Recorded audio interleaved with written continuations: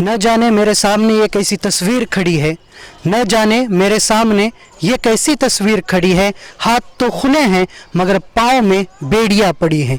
स्त्री के अस्तित्व की वास्तविकता बताने वाली इन पंक्तियों के साथ मैं आप सभी का स्वागत करता हूँ मुस्लिम एक्सप्रेस, आपकी आवाज़ आपकी ताकत में।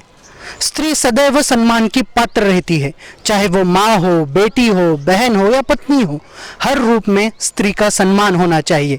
इन बातों को हम सब जानते हैं, मगर इसके बावजूद आज भी हमारे देश में बलात्कार जैसी घटनाएं घटती हैं। आज भी इसके बावजूद हमारे देश में एसिड के हमले होते हैं।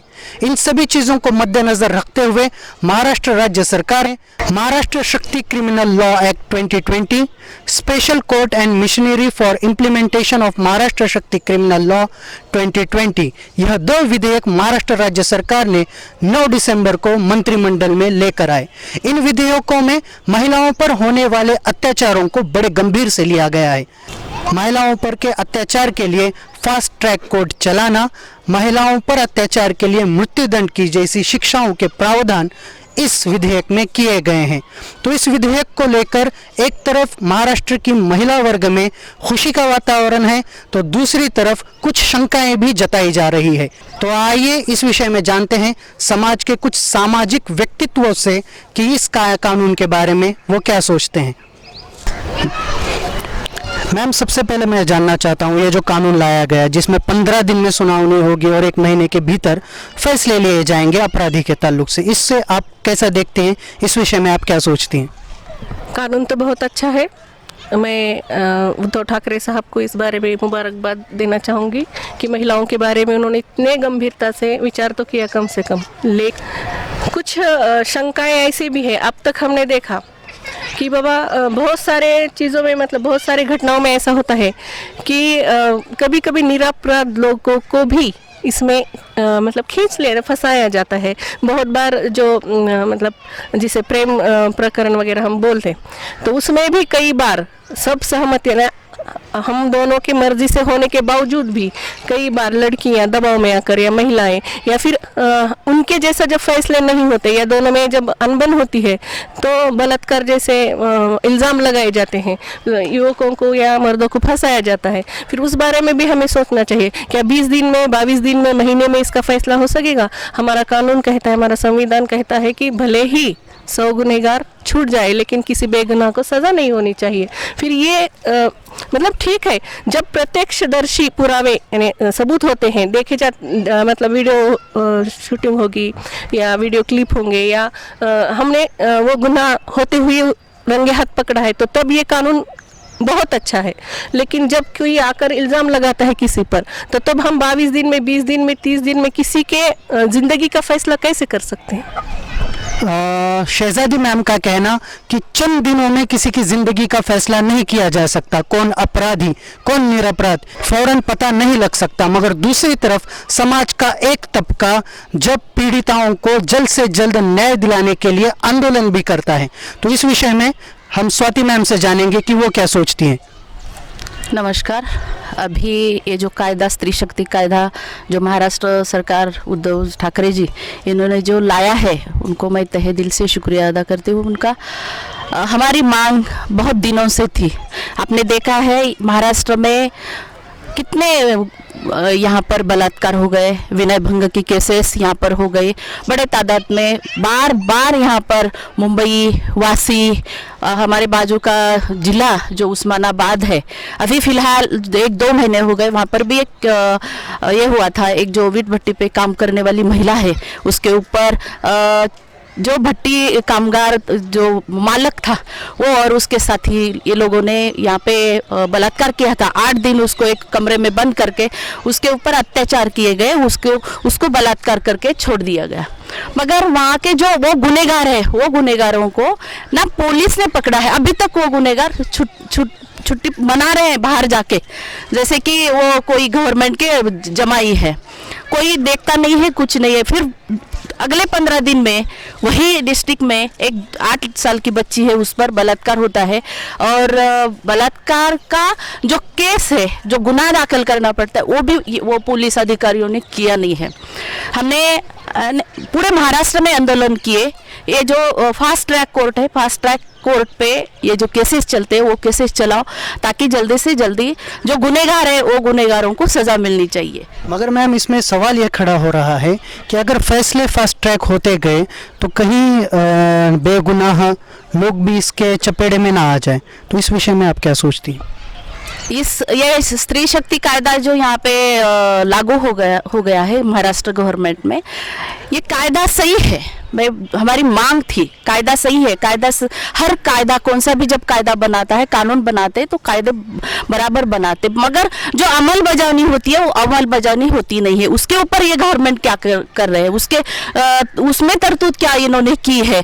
20-22 दिनों में अगर ये कायदा का चालू हो जाता है और 22 दिनों में मृत्यु दंड की शिक्षा हो जाती है, जैसे कि बलात्कार हुआ है उसके ऊपर हो जाती है, 22 दिनों में कोर्ट के सामने जब हम फैसला रखते हैं, कोर्ट में जो वो लड़का अगर समझो उसने गुनाह ही नहीं किया है, अगर कोई लड़का है उसने गुनाह ही नहीं किया है और 22 दिनों में आप उसको अगर मृत्यु दंड की शिक्षा देते हो, तो मुझे लगता है कहीं ना कहीं पे तो वो बच्चे की जिंदगी का सवाल यहाँ पे उठता है। तो जैसे कि कायदा बनाया है, मगर उनके अंदर जो कुछ भी खामियां है वो भी गवर्नमेंट ने देखनी चाहिए, होनी चाहिए। यानी कानून में भी सुधारना की ज़रूरत है, ऐसे यहाँ के सामाजिक व्यक्तित्व रखने वाली महिलाओं का कहना है। तो सबसे पहले एक सवाल यहाँ पे पैदा होता है कि इससे पहले भी संविधान में महिलाओं की सुरक्षा के लिए कई कानून बनाए गए, मगर फिर भी आज यह कानून बनाने की ज़रूरत पड़ी। तो ऐसा क्यों? क्या समाज बहुत बिगड़ चुका है या समाज में महिलाएं सुरक्षित नहीं हैं?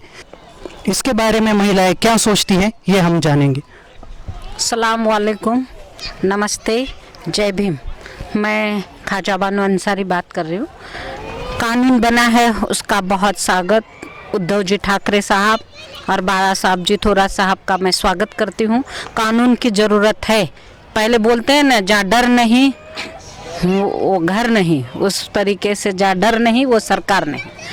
कानून बना है, ये बात सही है। कानून में अब हम किंतु परंतु बोलने की ज़रूरत नहीं है। सवाल है कि 22 दिन में, महीने में जो भी है वो सज़ाए, जो भी जन्म ठेप है उसको सज़ा है। पहले भी फांसी दी जाती थी, बहुत सारे लोगों को फांसी दी है, आपने सुना है निर्भया कांड में। ऐसे भी राजनेता है जिनका बलात्कार हुआ है, उनको विदेश में उनका इलाज कर उनको लाकर उनके भाई को सेटल किया है। ऐसे भी कुछ राजनेता है और ऐसे भी कुछ राजनेता है कि जिनका बलात्कार हुआ है लेकिन केस दर्ज नहीं हो गई, मरवा दिया है। बोला कथनी और करनी में नेताओं के फर्क है, कानून में फर्क नहीं है। तो मेरी अपील है कि नेताओं में इसमें राजकारण नहीं लाना चाहिए। जैसे कि बात उत्तर प्रदेश की कर रही हूँ, उत्तर प्रदेश में योगी सरकार ने एक दलित बेटी पर अत्याचार किए, उसकी लाश भी उसको नहीं दिए। ऐसे भी कुछ कानून है, मगर इन सरकार का बहुत वैसा कोई कानून नहीं था, वहाँ की व्यवस्था थी। मगर ये कानून जो महाराष्ट्र राज्य सरकार लाने जा रही है, जो आगे मैं आपको बता रही हूँ कि कथनी और करनी में फर्क है।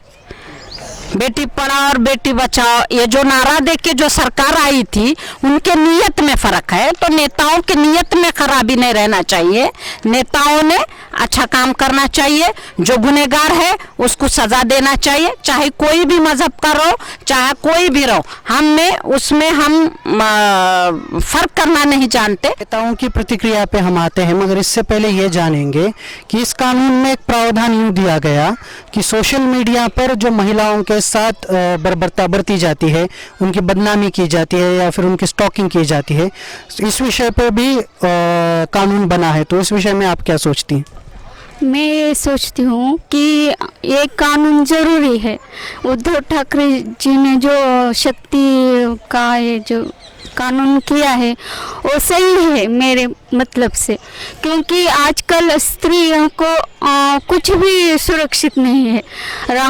राह चलते हुए सड़क पर छेड़ते हैं, फिर फेसबुक पर भी कमेंट्स आते हैं अश्लील, फिर यहाँ पर महिला कहाँ सुरक्षित है। इसलिए ये कायदा ज़रूरी है। यहाँ पर महिला सुरक्षित नहीं है, यहाँ की महिलाएं बता रही हैं, और राजनीति और राजनेताओं पर भी सवाल उठ रहे हैं। तो इस विषय में आप क्या कहेंगे? अभी मेरी सहेली ख्वाजा बानो बुरान ने अभी बोला कि मध्य प्रदेश का यहाँ पे वाकया इन्होंने अभी यहाँ मेरे से अभी आपके सामने बोला। मैं उनको ये कहना चाहती हूँ कि मैडम आप महाराष्ट्र में रहती हो, महाराष्ट्र लातूर जिले में रहती हो, लातूर जिले का बाजू का उमरगा जिला है, आपको उमरगे की बेटी की जो तकलीफ है वो आपको दिखाई नहीं देती। जो मैं तो बोलती हूँ किसी भी कौन से भी राज्य, कौन से भी डिस्ट्रिक्ट हो, कौन सा भी देश हो, कोई देश में बेटी के ऊपर अन्याय अत्याचार होने नहीं चाहिए। ये जो समाज में जो अत्याचार बेटियों के ऊपर होते हैं, बदनामी तो बेटी की होती है, बेटियों को ये सब सहना पड़ता है। हम भी किसी की बेटी है, हम भी किसी की माँ है, हमारे भी कोई बहन है। जब किसी लड़की के ऊपर अत्याचार होता है, अन्याय होता है, तब वहाँ की जो गवर्नमेंट है, वहाँ के पुलिस अधिकारियों ने वो जल्दी से जल्दी काम करना चाहिए, गुनहगारों को जल्दी पकड़ना चाहिए। वहाँ पर वो मनीषा बेटी है, उनके साथ भी जो बुरा है, वो बेटी के साथ हम खड़े हैं, लेडीज है, हम बहन बोल के, माँ बोल के वहां पर भी है। मगर जब यहाँ की बात आती है, महाराष्ट्र सरकार की यहाँ की बात आती है, तो यहाँ की गवर्नमेंट अभी तक क्या कर रही थी? सो रही थी। जिस डिस्ट्रिक्ट में वहां पर जो ये हो गया था, उमरगा में 2 प्रकरण वहां पे हो गए थे। उमरगा में लोहारा जो सास्तुर गांव में पहले लेडीज के ऊपर और 8 साल की बच्ची के ऊपर मैडम रेप हुआ था, जो कि वहां जब बच्ची को मैं वहां हॉस्पिटल में देखने के लिए गई थी, तो वो लड़की क्वार्ट पर दिखाई नहीं दे रही थी। इसके ऊपर इतने बड़े अत्याचार हो गए थे कि 4 लड़कों ने 8 साल के बच्ची के ऊपर रेप किया। ना किसी महाराष्ट्र में ये कांग्रेस की जो महिलाएं पदाधिकारी है, किसी ने भी एक लफ्ज नहीं निकाला। क्यों? महाराष्ट्र में जो हो रहा है वो आप देख नहीं सकते। ऐसा नहीं है, इस पे लफ्ज उठाया है, एसपी साहब को मिले हैं, निवेदन दिए हैं। दिखावा नहीं करे इसका मतलब ऐसा नहीं कि दिखाया नहीं है, गया नहीं है, ऐसा नहीं है। हम गए हैं, हमने जो भी कांग्रेस में ये है, दिखावा नहीं है, प्रचार नहीं है, प्रसार नहीं है। लेकिन कांग्रेस जो करती है धीमे से करती, जाए मिले बोला, यहाँ नहीं। ये जो बोल रहे हैं ना, ऐसा तो नहीं किया कांग्रेस वालों ने कि मोर्चे निकाले, ऐसा तो नहीं किया कांग्रेस वालों ने कि बच्चियां, जैसा आप कश्मीर में आपने देखा होगा, मंदिर में उस पर बलात्कार हुआ और उसके समर्थन में कई बीजेपी वालों ने मोर्चे निकाले। लेकिन एक सोनिया गांधी का मैं स्वागत करूंगी, अगर छोटी सी भी गलती करी तो उसका इस्तीफा लिए। अरे भाई, जो बात कर रहे उस पे चलो। जो बोले ना हम ये जो बोलते ना बहन बेटियां वाली जो है, मोदी योगी बोलता है, मैं क्या बोल रही हूँ, सभी नेता को बोला है मैं, कतनी और करनी में फर्क मत रखो, कतनी करनी सही रखो। जिस नारा दे के तुम आए थे सरकार में कि बेटी पढ़ाओ और बेटी बचाओ, तो हम उस नारे को पूछ रहे हैं कि बेटी पढ़ा रहे भी नहीं और बेटी बचा रहे भी नहीं। ऐसा कभी नहीं हुआ कि इस नेता ने किया और उसके समर्थन में मुख्यमंत्री गया है। नहीं, बोलने दो।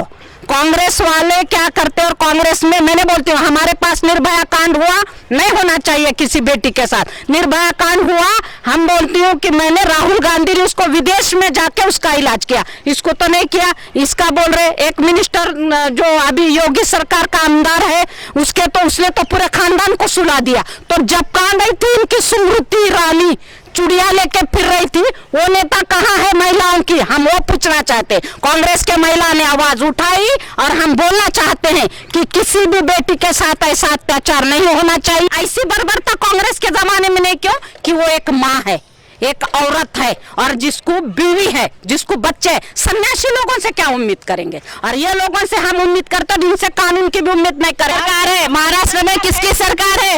मैडम भूल गई है, कांग्रेस के पदाधिकारी है, मैडम भूल गई है कि महाराष्ट्र में कांग्रेस, राष्ट्रवादी और शिवसेना की सरकार है। ये तीनों मिला के ये सरकार यहाँ पे बनाए हैं। 3 तिगाड़ी काम बिगाड़े बोलते हैं। जब ये उमरगा में, उस्मानाबाद जिले में, जब तुलजापुर की देवी का दर्शन करने के लिए तुम्हारे मुख्यमंत्री आते हैं उद्धव ठाकरे जी, और बाजू में जब बाजू का डिस्ट्रिक्ट है, 8 साल की बच्ची के ऊपर जब रेप होता है, गुनाह दाखिल किया नहीं जाता, तो आपके मुख्यमंत्री देखते तक नहीं, पूछते तक नहीं। जब हम पुलिस अधिकारियों को पूछते हैं, पूरा पुलिस ताफा सब कुछ मुख्यमंत्री के लवाजे में जाता है। ये क्या बात हो गई मैडम? आप अपने घर का देख नहीं सकते, आप बाहर का बोलती हो। यहाँ पर देखा जाए तो शक्ति एक्ट को लेकर भी राजनीति गरमाई हुई है। महिलाओं की सुरक्षा एक सामाजिक और अहम मुद्दा है, मगर क्या सचमुच इस आने वाले कानून के जरिए महिलाओं की हिफाजत होगी? यह सवाल का जवाब हम प्रोफेसर शहजादी मैम से लेंगे। ये मुझे लगता है ये राजनीतिक मंच नहीं है। एक अच्छे कानून का हम स्वागत करें। उद्धव ठाकरे साहब ने ये सोचकर तो ये कानून बनाए ना। जो कुछ हो रही है घटनाएं हर जगह पे, अगर ये कानून अच्छा है, ये पायलट स्टडी है। पायलट स्टडी किसे बोलते हैं कि एक छोटी सी कौन सी भी चीज़ अमल बजाने से, अमल में लाने से पहले उसको थोड़ा सा हम टेस्ट करके देखते कि ये कायदे से क्या होगा। उनका मुझे बहुत अच्छा लगा कि उन्होंने ये बारे में, मैं किसी पक्ष के नहीं हूँ। I hate politics, I hate politics. Madam test yes yes ma'am. एक लड़कियों की जिंदगी पूरी बर्बाद हो गई, आप टेस्ट बोल रहे हो? एक मिनट मैम, मैं टेस्ट किसे कह रही हूँ? जिंदगी बर्बाद हुई है कितने? अरे मैम मैं वो टेस्ट नहीं बोल रही, मैं कायदा। आप खुद लेक्चरर हो, प्रोफेसर हो, मैम मैं कॉलेज के भाषा में ही टेस्ट यानी परीक्षा, चाशनी। आप कायदे की परीक्षा रहती है मैडम, न्याय चाहिए, न्याय टेस्ट नहीं। अरे न्याय के लिए ही ये कायदा बनाया गया है। यदि ये कायदा यदि महाराष्ट्र में सक्सेस हुआ तो ये कायदा पूरे देश में आना चाहिए। मैं ये कह रही हूँ, मैं किसी पॉलिटिशियन या किसी का समर्थन नहीं करती। आई हेट पॉलिटिक्स एंड पॉलिटिशियंस, मेरा ये नारा है, हमेशा रहेगा, क्योंकि वहां जाकर कौन क्या करता है मैं इसकी अच्छे से मुझे मालूमात है। और सबसे मेन बात है, कायदे का डर होना ही चाहिए। कायदा का बहुत बड़े पैमाने पे स्वागत होना चाहिए और इसका हम तहे दिल से स्वागत करते हैं उद्धव जी ठाकरे और उनकी पूरी टीम, शरद पवार, उद्धव ठाकरे, बाला साहब तोरात, सभी का स्वागत है। राजनीतिक गलियारों में राजनीति आक्रोश की चरम सीमा पे हमेशा रहेगी, मगर इस बीच महाराष्ट्र की महिलाओं को न्याय मिलेगा क्या, यह सवाल आज समाज के सामने खड़ा हुआ है। देखा जाए तो यह शक्ति कानून लाया गया, मगर इस कानून के जरिए क्या सचमुच महिलाओं को न्याय मिलेगा? क्या इस कानून का दुरुपयोग होगा? क्या इस कानून पे सख्ती से अमल बजावनी होगी? इन सभी सवालों के जवाब आने वाला वक्त हमें जरूर देगा। हमने आज इस विषय पे समाज के सामाजिक व्यक्तित्व माने जाने वाली चंद महिलाओं से बात की। हम सभी का शुक्रिया अदा करते हैं कि उन्होंने वक्त देकर इस मुद्दे पे हमसे बात की। तब तक के लिए देखते रहिए आपका मुस्लिम एक्सप्रेस, आपकी आवाज आपकी ताकत। मुस्लिम एक्सप्रेस, आपकी आवाज आपकी ताकत।